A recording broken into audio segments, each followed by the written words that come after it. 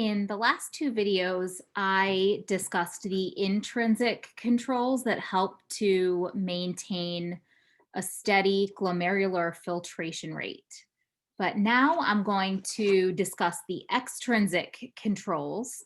And these are either controls by the nervous system or through hormones. And these controls are in place in order to maintain blood pressure throughout the body.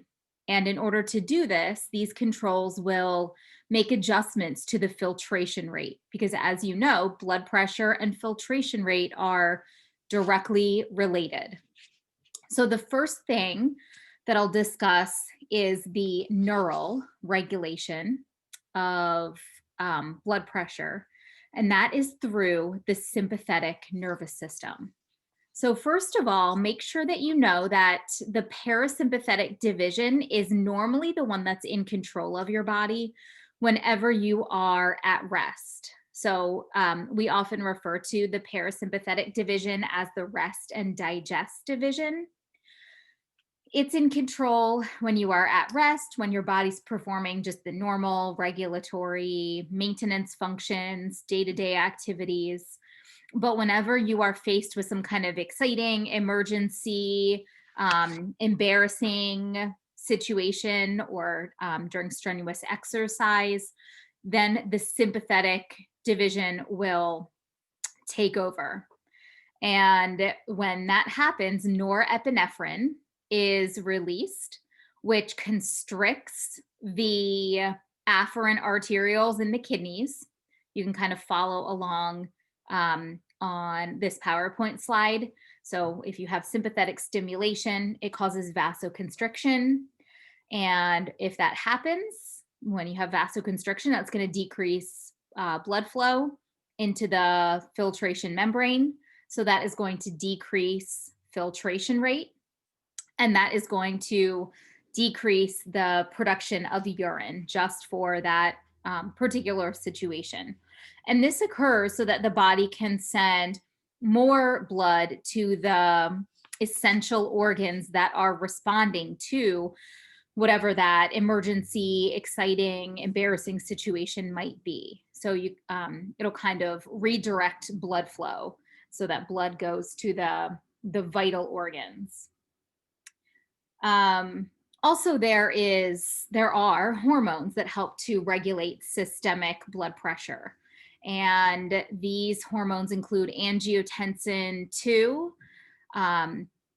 antidiuretic hormone, and atrial natriuretic peptide. So angiotensin II.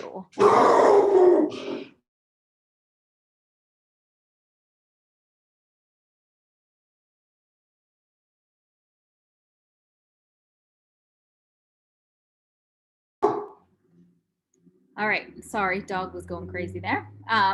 So angiotensin II does 4 different things in order to increase blood pressure. So it will, first of all, cause the release of aldosterone. Aldosterone is another hormone. It's released from the adrenal glands. It causes increased reabsorption of sodium. So sodium is moving from the filtrate into the bloodstream, and water follows sodium. Also, the sodium ion movement is coupled with potassium ion movement. So as sodium moves into the bloodstream, potassium moves out.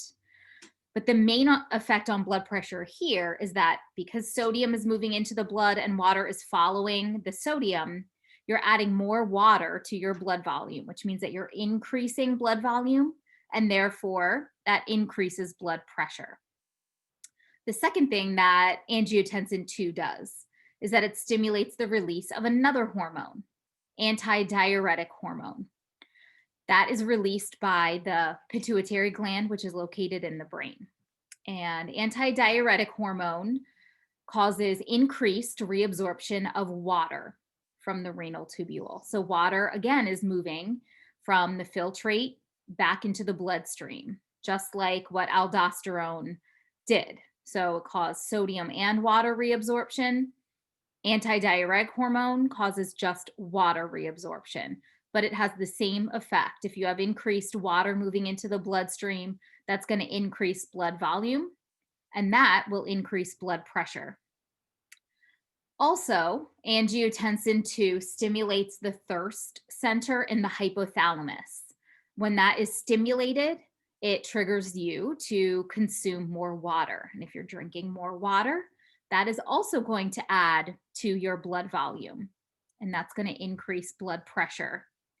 And then one final thing that angiotensin II does is it stimulates vasoconstriction, just a generalized vasoconstriction throughout the entire body. And that is going to increase blood pressure systemically throughout the entire body.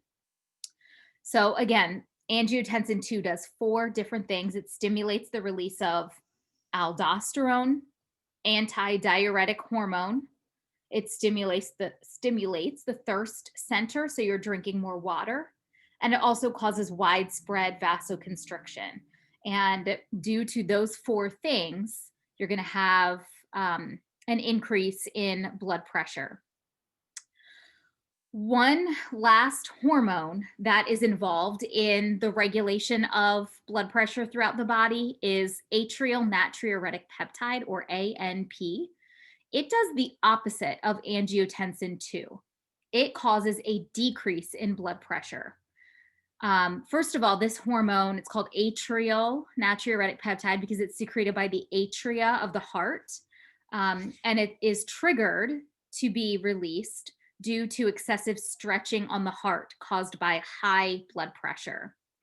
So when it is released, it inhibits the reabsorption of sodium and water. So if you don't have this water being reabsorbed, that means it's not increasing blood volume. Instead, if it's not being reabsorbed, blood volume actually decreases. And if blood volume decreases, blood pressure decreases as well.